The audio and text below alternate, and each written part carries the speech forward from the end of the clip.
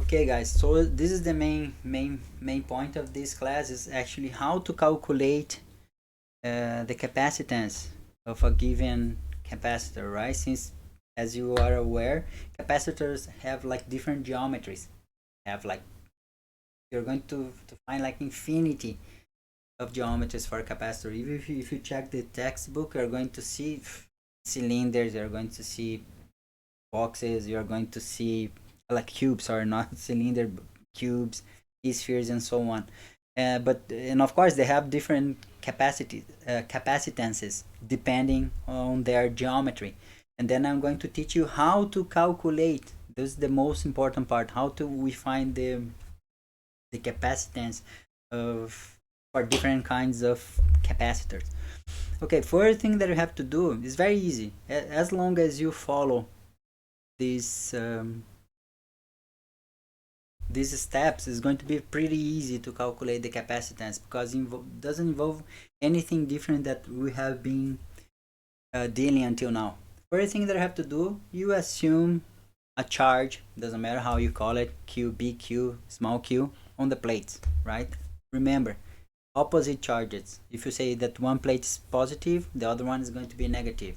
So then the next step is actually to calculate the electric field, and for that we use Gauss law. That, remember, is the easiest way to calculate the electric field is through Gauss law. Third step, then after that, after calculating the electric field, we can use, right, this electrical field to calculate the potential difference between the plates using our definition, right, of potential difference. We know that the potential difference is actually minus the work done, right, by that particular electric field. And the last step, right, is after you have, remember, now you have the the charge, and you have the potential or the voltage. To calculate the capacitance, remember the capacitance is defined as this ratio here. All you have to do is just divide the charge by the voltage, and you can find the capacitance. Okay, easier said than done. So it's better for, or actually, we have there is a proverb actually for that. The proverb, what is the proverb? Proverb, Red, guys.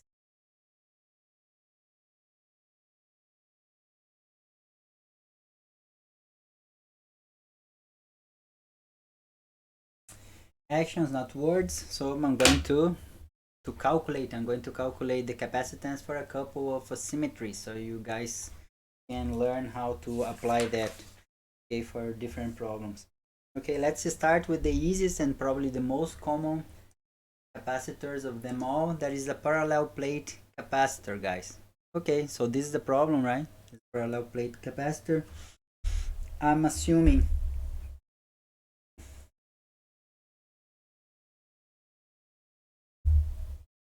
let's make this bigger.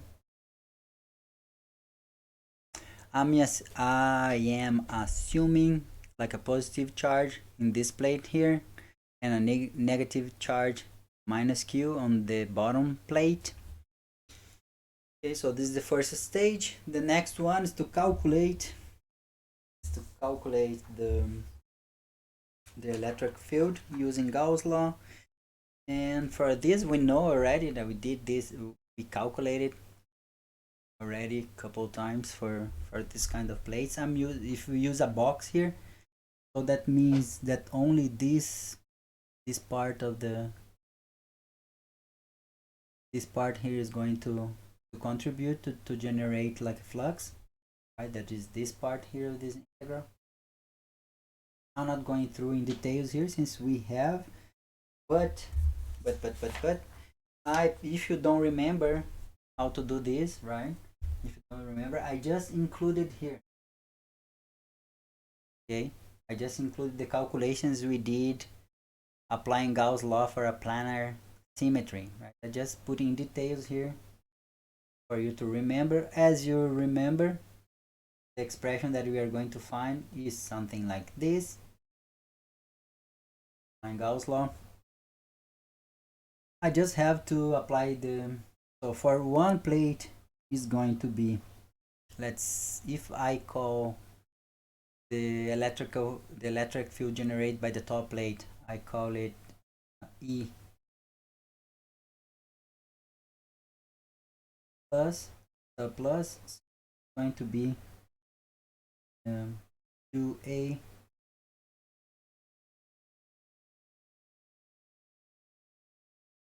on 0.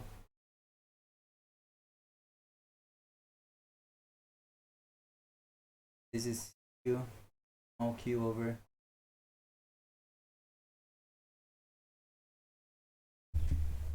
when this is going to be, you can apply the principle of superposition right here, right guys? Since we have two plates, you can consider them separately.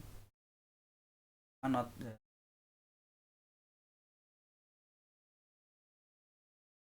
This is the same for the other. I consider the bottom plate E sub minus. Copying here. Technology in our advantage. Copy here.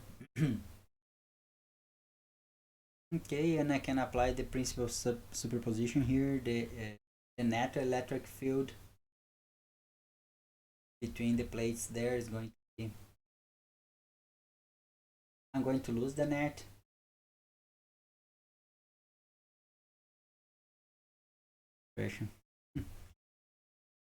Just going to sum it up.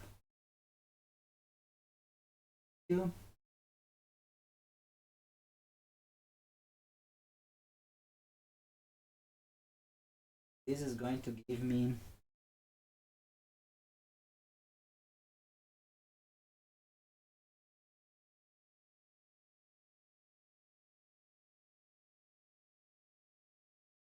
zero.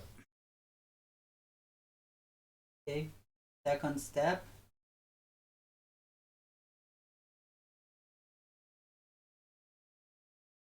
Have one expression now for the electric field.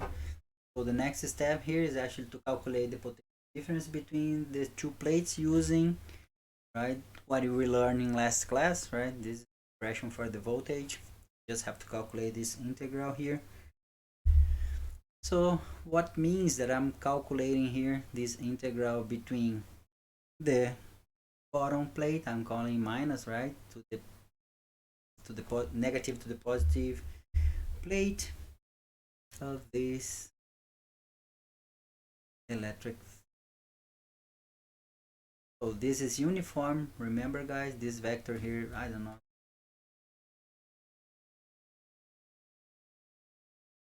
you can call this J direction. Going to, that means that this vector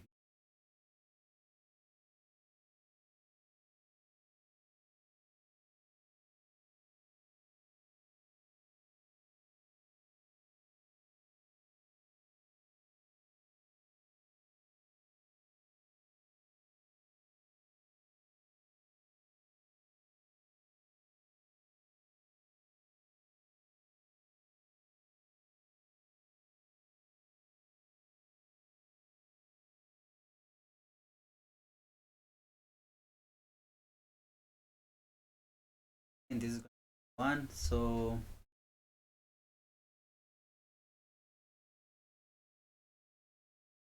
going to be E applied by this distance, right?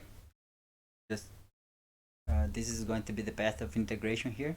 So that means that this, just this distance, this times D, and we can actually substitute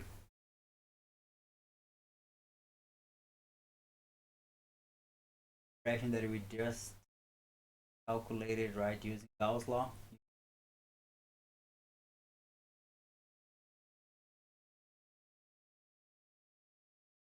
Voltage going to be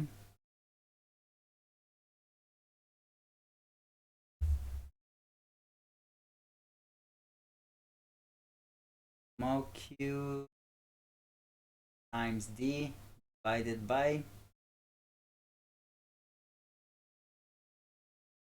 8 on 0.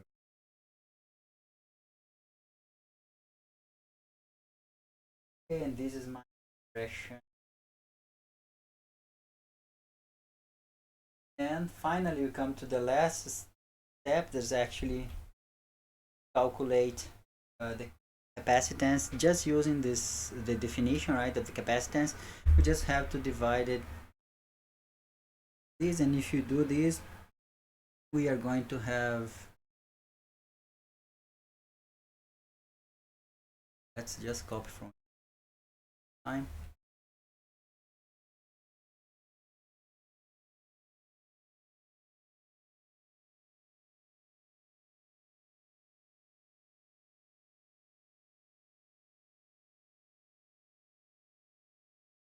Oh, it's up.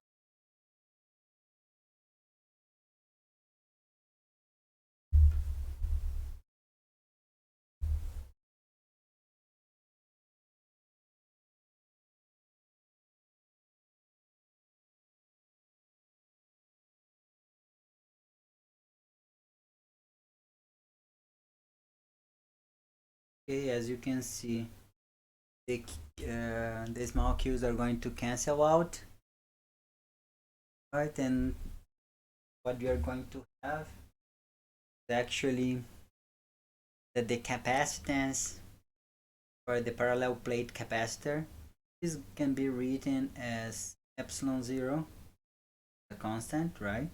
Multiply by a geometric factor that actually is the area of the plates divided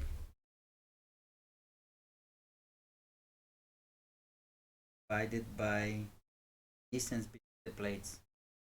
Wow, very interesting expression. What is the significance of that? First of all, oh wow, very important. I cannot emphasize this enough. The capacitance for this kind of capacitor depends only on the geometry, only on the geometric factors. In this case here, the area and the distance between the plates. That means, what does it mean? That means that the capacitance, we can use like a simulation here. I even prepare like a simulation for you guys. That means that the capacitance is directly proportional to the area and inversely proportional to the distance between the plates. That means if you increase the area, you're going to increase the capacitance, right? On the other hand, if you increase the distance, you're going to decrease the capacitance of the capacitor. Let's look some simulations here. Let's see one. Let's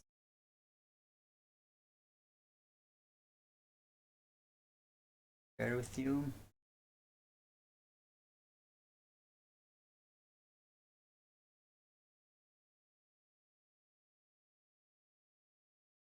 Okay.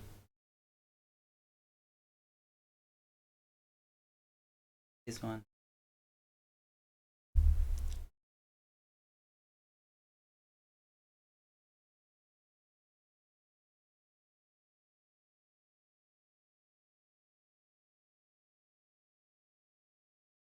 Okay, right here. Let's see, guys. Let's. Okay, here's the capacitance, right? For this case, you have like a plate area of 100 square millimeters and separation of 10 millimeters. You have this capacitance. Let's see what happens if I increase the area. If I increase the area, as you can see, I'm increasing the capacitance. If I double, was 100 before, 100. 100 was 0.89 times 10 to minus 13 farad. If I double, this is going to 200. Let's see if I can find 200, 200. Hard to adjust.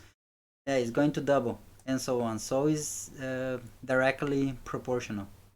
On the other hand, see guys, if I decrease distance, right, I increase the capacitance. And of course, the inverse is also true. If I increase the distance, I'm going to decrease the capacitance. You can play with this later if you want to, and this is very nice. This was provided by the University of Colorado. Very nice. So you can actually, you can see here, you can see, have some fun with this simulation. Yeah. Technologies, very nice now. Okay. Okay, we finished this capacitor here. I would like to move to the next one. Just let me show you here the whole solution for this kind of this class of capacitor, this type of capacitor. That is a parallel plate capacitor. And I would like to go to the next one.